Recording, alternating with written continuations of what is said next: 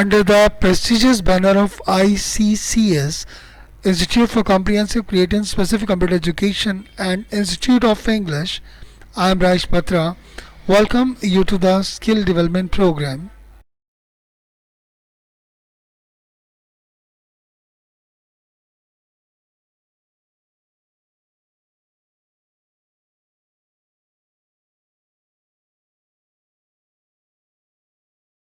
The topic of the day is am doing something for future.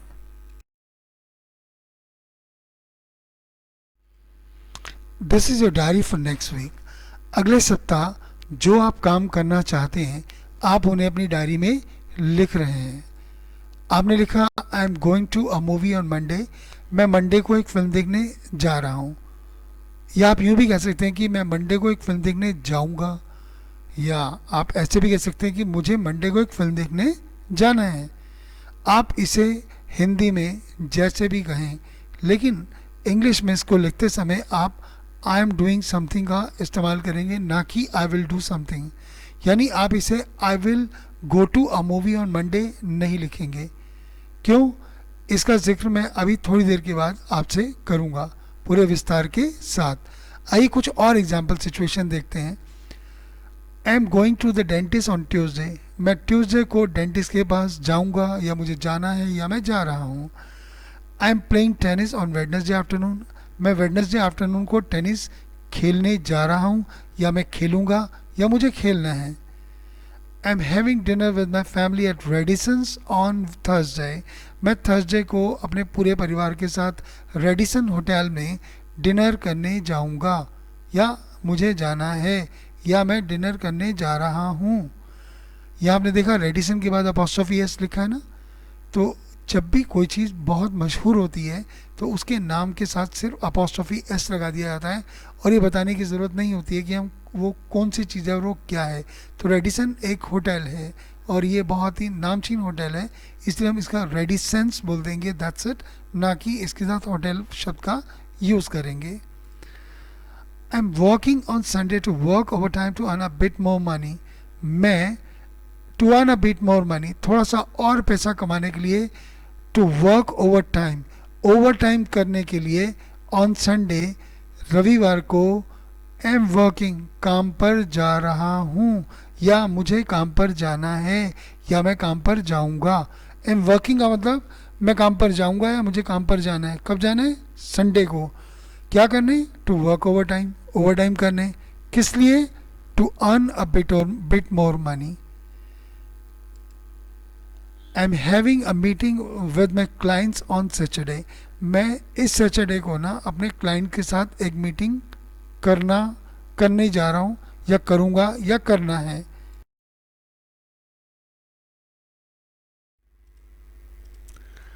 All the sentences include two factors, decide and arrange.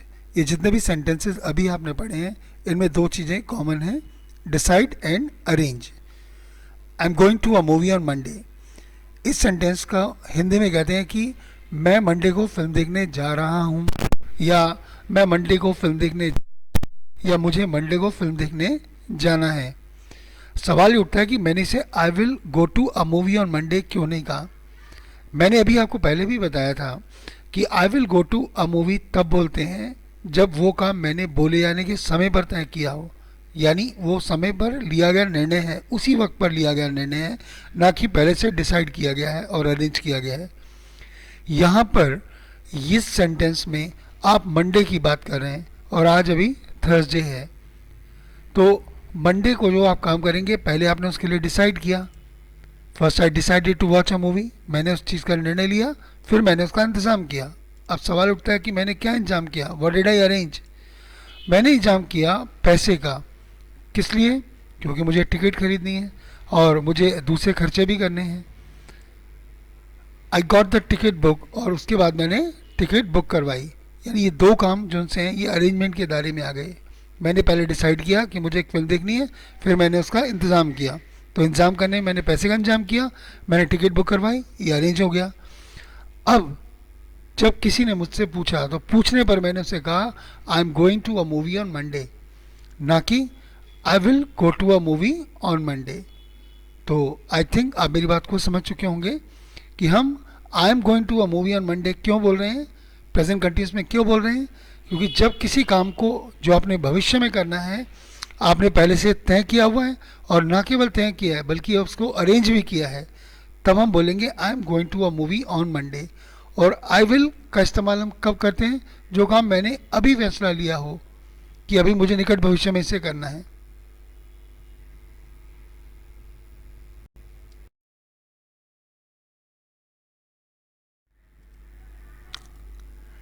I am going to the dentist on Tuesday, मैं मंगलवार को dentist के पास जा रहा हूँ, या मैं मंगलवार को डेंटिस्ट के पास जाऊँगा, या मुझे मंगलवार को डेंटिस्ट के पास जाना है।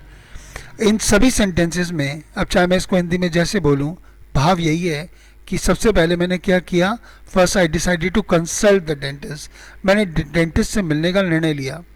देन आई अरेंज, फिर मैंने इंतज़ाम किया। क्या इंतज़ाम किया, what did I arrange, I arrange the money to pay his fee, अब उसकी फ़ीस देनी थी, इसके लिए मैंने सबसे पहले पैसे का इंतजाम किया। आई गॉट हिज अपॉइंटमेंट, अब बिना अपॉइंटमेंट के कभी डेंटिस्ट से मिल नहीं सकते, इसलिए मुझे उसका अपॉइंटमेंट लेना पड़ा। तो ये सब दोनों चीज़ें अरेंजमेंट के दायरे में आ गई। तो जब भी हम कोई चीज़ डिसाइड करते हैं और अरेंज करते हैं तो हम क्या करते हैं, तो हम उसको प्रेजेंट कंटिन्यूस वाले फॉर्मेट में लिखते हैं जो हमें फ्यूचर में करना होता है। जब किसी ने मुझसे पूछा on asking I said I am going to the dentist on Tuesday, भाई मैं मंगलवार को डेंटिस्ट के पास मिलने जाऊंगा, ना कि मैंने से कहा कि I will go to the dentist on Tuesday. जैसा कि मैंने आपको पहले ही बताया था, हम विल का इस्तेमाल तब करते हैं जब वो काम मैंने अभी बोले जाने के समय पर तय किया हो। इसका मैंने पिछले वीडियो में आपको पूरी तरह से विस्तार से खुलासा कर दिया है। अगर आपको विल के बारे में जानकारी लेनी है तो इसका वॉल्यूम 1 देखिएगा।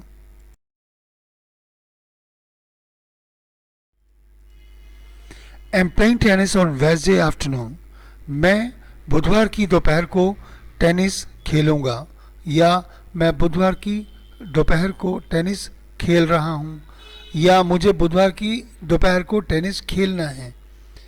इन सभी सेंटेंसेस के अंदर जो मैंने हिंदी में बोले, इसका मतलब यही है कि ये काम मुझे भविष्य में करना है और मैंने सबसे पहले इसके बारे में तय किया।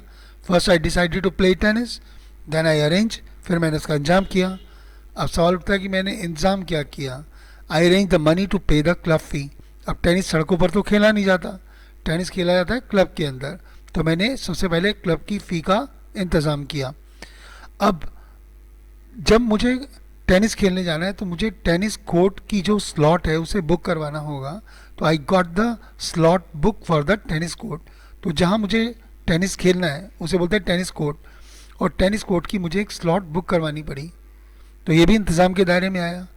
तो जब भी हम किसी चीज़ को पहले डिसाइड करते हैं भविष्य में करने के लिए और फिर उसका इंतज़ाम कर लेते हैं, तो हम उसको प्रेजेंट कंटिन्यूस फॉर्मेट में बोलते हैं, ना कि आई विल डू समथिंग वाले फॉर्मेट में बोलते हैं।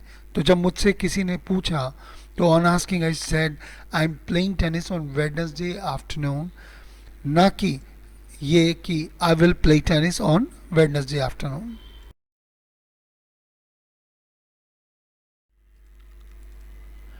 I am having dinner with my family at Radisson's on Thursday, भाई मैं वीरवार को अपने परिवार के साथ रेडिसन होटल में खाना खाने जा रहा हूँ, डिनर करने जा रहा हूँ, या मैं डिनर करूँगा, या मुझे डिनर करना है। अब सबसे पहले मैंने रेडिसन में डिनर करने का फैसला किया, एंड देन आई अरेंज, फिर मैंने उसका इंतज़ाम किया। इंतज़ाम में क्या किया, भाई I arrange the money to pay for the meal, खाने के जो पैसे देने हैं उसका इंतज़ाम किया।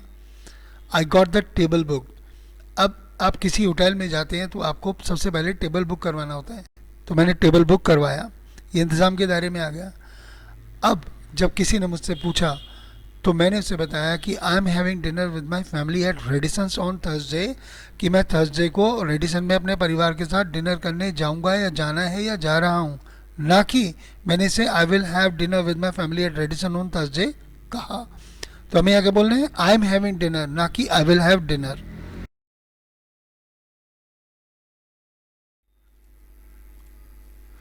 am working on Sunday to work overtime to earn a bit more money, मैंने थोड़ा सा और पैसा कमाने के लिए संडे को काम पर जाने का फैसला किया ताकि मैं वहाँ ओवर टाइम कर सकूँ। अब आप इसे ऐसे भी बोल सकते हैं हिंदी में कि मैं संडे को काम पर जाऊंगा, या मुझे संडे को काम पर जाना है, या मैं संडे को काम पर जा रहा हूँ। क्या करने? ओवर टाइम करने। किस लिए? To earn a bit more money, थोड़ा सा और पैसा कमाने के लिए। अब इन सभी कामों में सबसे पहले मैंने क्या किया? I decided to work on Sunday, मैंने सबसे पहले संडे को काम करने का फैसला किया। Then I arrange. अब सवाल उठता है अरेंज क्या किया? I put all the works off to the next week, मैंने सारे काम जो अगले सप्ताह के थे उस सप्ताह के थे अगले वीक पर टाल दिए। That I suppose to do, जो मुझे उस सप्ताह में करने थे। So I manage to get the supervisor's permission to work overtime. उसके बाद मैं ओवर टाइम करने के लिए सुपरवाइजर की जो परमिशन थी वो भी मैंने ले ली।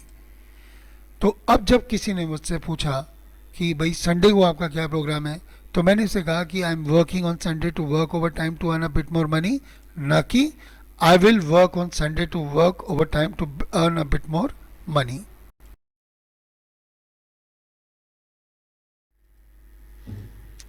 आई am having a meeting with my clients on Saturday, मैं सैटरडे को अपने क्लाइंट के साथ एक मीटिंग कर रहा हूँ, या मुझे अपने क्लाइंट के साथ एक करनी है, या मैं मीटिंग करूँगा। आप कुछ भी कहें, इन सभी कामों को हिंदी में बोलते हैं तो कैसे भी बोल सकते हैं, लेकिन इंग्लिश में बोलने का तरीका यही होगा। यानी हम उसको प्रेजेंट कंटिन्यूस वाले फॉर्मेट में बोलेंगे, ना कि आई विल डू समथिंग वाले फॉर्मेट में। कारण क्योंकि सबसे पहले मैंने मीटिंग करने का फैसला किया। First I decided to have a meeting with my clients, that I arrange, फिर मैंने उसका इंतज़ाम किया। अब सवाल उठता है कि मैंने इंतज़ाम क्या किया? What did I arrange? I inform the clients regarding the meeting, मैंने मीटिंग के बारे में क्लाइंट्स को सूचित किया। I arrange the venue for the meeting, और उसके बाद मैंने मीटिंग के लिए जो स्थल है उसका भी इंतज़ाम किया। On asking I said I am having a meeting with my clients on Saturday, जब किसी ने मुझसे पूछा तो मैंने उसे कहा कि मैं सैटरडे को अपने क्लाइंट के साथ एक मीटिंग करूँगा, ना कि आई सेड कि I will have a meeting with my clients.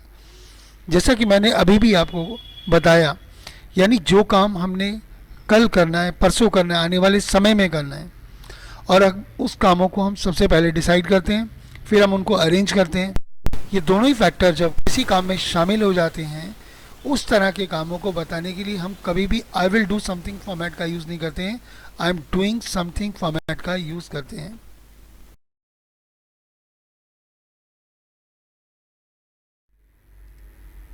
With that, the topic is over, and thanks for being with me. Have a nice day.